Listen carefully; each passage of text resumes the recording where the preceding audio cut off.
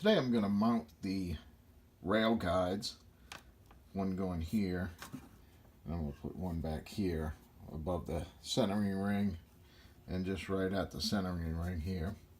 I'm also going to glue a switch band onto my avionics bay or electronics bay, so that'll go in there like this. I also have, I'm going to make the caps for the electronics bay. It's got two bulk plates. One of them's, a little bit smaller than the other, so that the caps, go on like that. There's two of them, make one for the top and one for the bottom. So I'll be gluing those together here. Just wanted to show you how I marked the tube. First, I took a piece of paper and made a template. I marked where each fin was,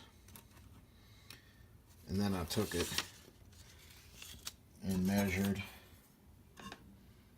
between the two marks and found the center and marked the center, and then that's where I put it back on, and from there I made my mark.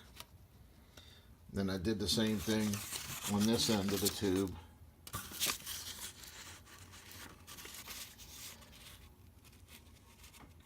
Found the, mark where the fins were. Put the marks where the fins are, and then again found the center. So I made a dot right there, and I have my marks here. Then all I did was take the ruler and align those up and go up and make my final mark here. So I'm gonna put a launch lug, a rail guide here.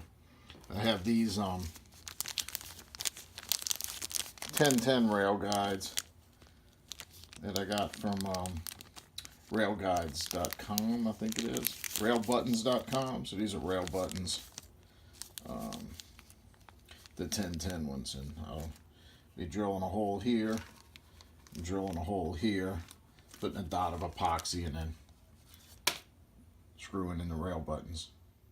So I have a small 3-gram batch of epoxy mixed up here, and I've sanded my bonding surfaces with the 80 grit sandpaper.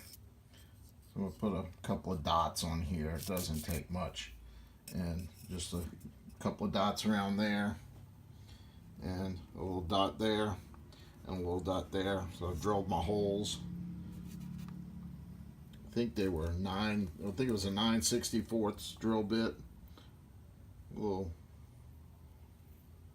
I think it was like number 10 screws. But those will screw right in. So let me get this all glued up. Now's the time to kick back and admire your work.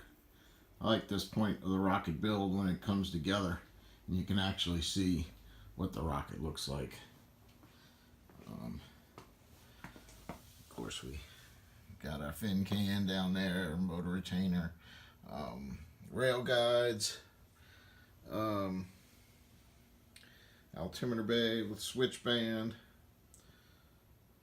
upper payload section, or upper main chute area, nose cone.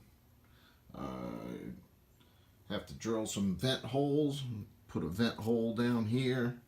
I'm going to have to do vent holes in the switch band, and a vent hole in the upper section, and some shear pin holes. So I got some holes to drill. I'm going to show you where I'm at now.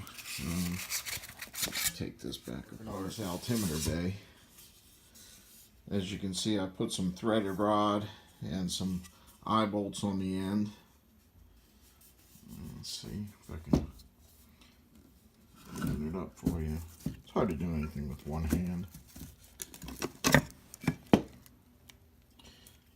Here's my lid. After we glued them together, I went ahead and permanently attached that. I'll probably put some epoxy around the ends. I like to do that just to keep the bolt from backing out.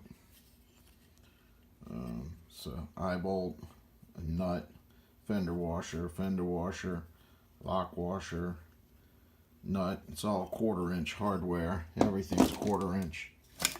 I have a altimeter sled that I built out for another model, for another rocket. And on this I have the altimeter, Wi-Fi switch, battery, GPS. I'm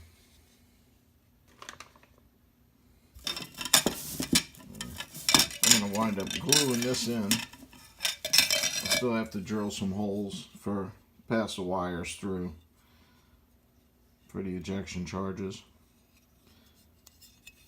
So I got some 1/4 inch threaded rod and a couple of nuts there, washers, lock washers on that end. I'll put some epoxy around here, around the bolts to keep anything from backing out. And I'm going to glue this in permanently on the bottom like that, and that's the end that goes in for the drogue charge. Then I'll have probably 3 bolts. I'll drill holes for 3 bolts to hold this into the upper section. So that's just how I do the altimeter bay. There's probably other ways people do them. It's kind of a to each his own kind of thing. But I'll be back when I finish drilling all the holes. So